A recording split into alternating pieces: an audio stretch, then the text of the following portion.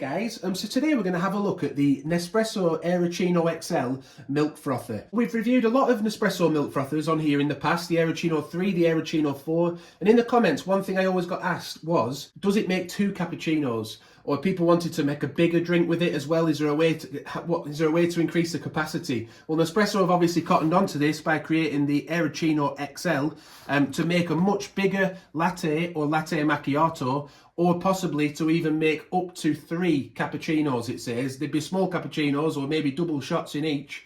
But yeah, to make 3 out of just one preparation. And we can see that on the back here, can't we? Also on the back, there's a bit more information. So it tells us, obviously, you just get one unit inside, but that it also does hot and cold preparation, frothed and non-frothed milk. So just hot milk on its own. It's also, interestingly, dishwasher safe. And I say interesting because the button is on the front here, it's not on the base, so that's not a barrier really to them being dishwasher safe anymore, these frothers. The Aeroccino 4, the new model of that, I'll link to a review of that one above now. That also has the buttons on the jug and it can go in the dishwasher, just like this Nespresso Aeroccino XL. Do bear in mind though that the base can't go in the dishwasher, it's just the main unit. So let's get inside the box and have a first look at the frother itself. Interestingly as well, it's not in the new eco-friendly packaging, is it? It's back to this big black box. But yeah, I don't know why they took that decision, but perhaps they'll change that in the future, I'm not sure. But it is, already we can see it's a bit of a beast, can't we? A big Nespresso logo on the front, but I'll give you a clear review of that in a minute. All of our manuals, and inside the lid is just sneakily hiding away in the corner there, just in case you're coming to rebox it if you're selling it on. So let's get that out. There, you can see that whole bit of cardboard comes out together. The lid's inside, and the lid has a rubber seal on the top as well to stop any overflowing.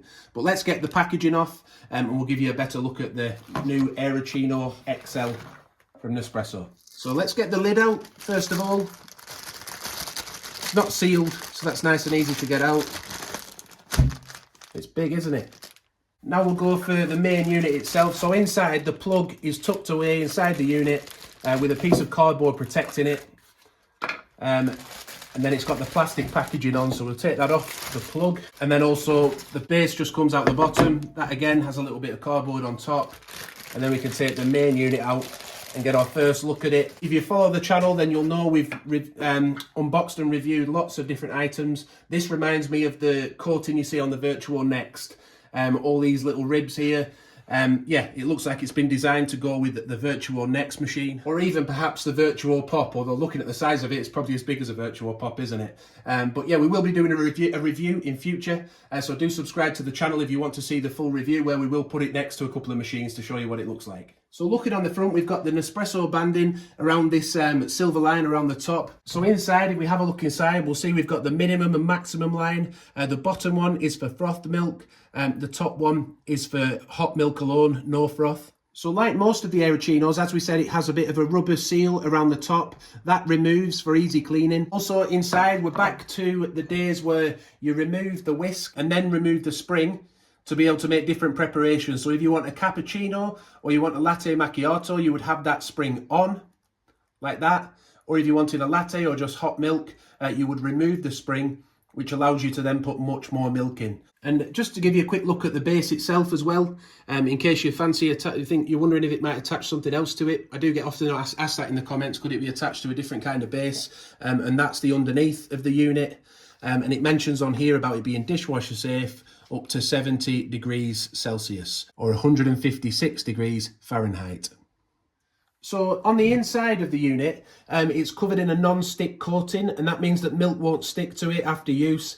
On cleaning, on the inside, you won't be able to use any kind of abrasive material if you're washing it by hand, which obviously is an option, but it can be washed in the dishwasher, as we said. But yeah, you just use hot soapy water, use a non-abrasive material like a sponge to clean the inside of it, and then rinse it out, and it's ready to be used again.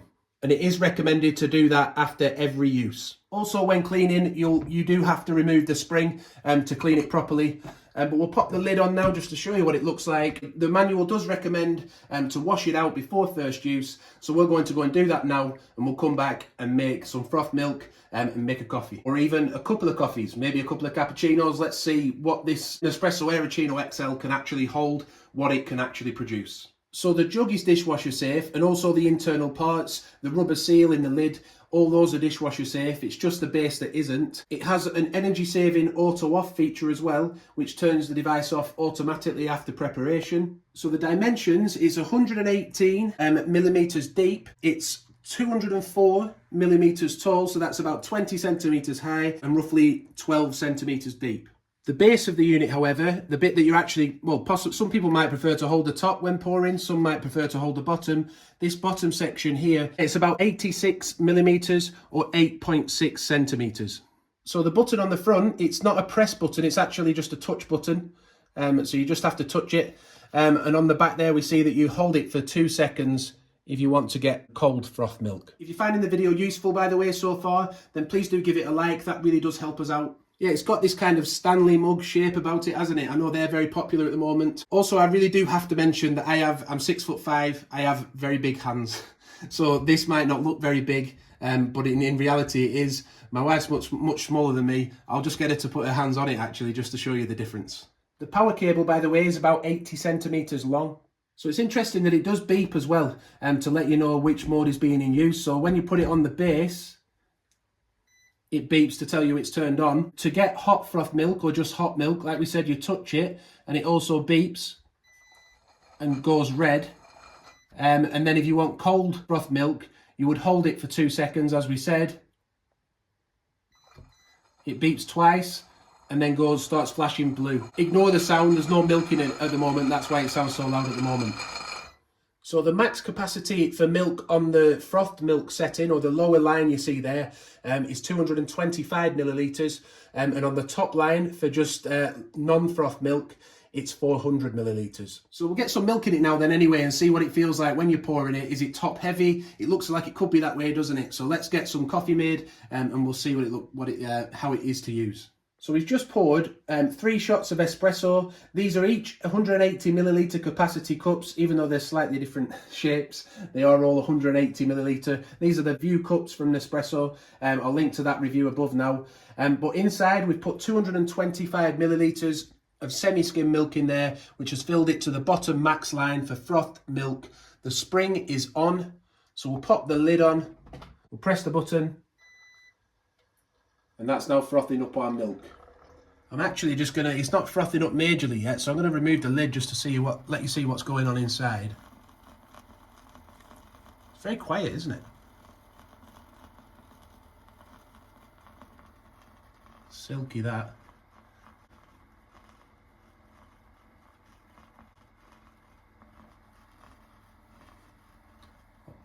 I'll pop that back on.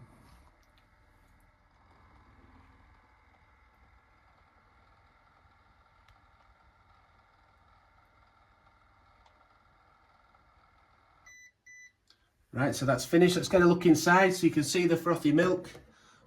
So we've got a lot of just milk at the bottom there. I was hoping that would have been mixed together a little bit better, but let's just pour it out as it is. And then the froth, we're just gonna have to tip down on top. As we can see, we do have enough room. Yeah, we've got a bit more froth we could possibly scoop out there into that third cup. But we've got room for a double espresso in each cup, haven't we?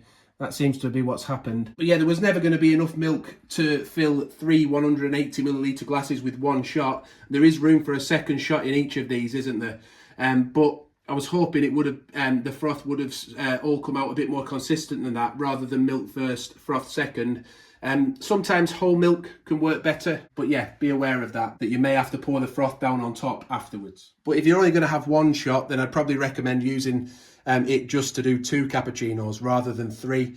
But yeah, we have got 3 drinks out of it. I just thought there'd be a little bit more froth left to drop down onto the top of this last one on the left over there. But yeah, you've seen it in action now. That's how it works. What we do learn from this is I think I need to have a play around with it a little bit more, but we will be doing a full review of it if you want to come back and watch that. Once we've used it a bit more and we've figured out the best settings, the best sort of amounts of milk to use, and things like that, we'll do a full review. Yeah, that was just really our first use of the Nespresso Aeroccino XL. We had it sat there, we wanted to get this video out to you just in case you were thinking of buying it. But thanks for watching. If you found it useful, please do give it a like, subscribe to the channel and hit the notification bell so you don't miss future videos. Thanks for watching and bye for now.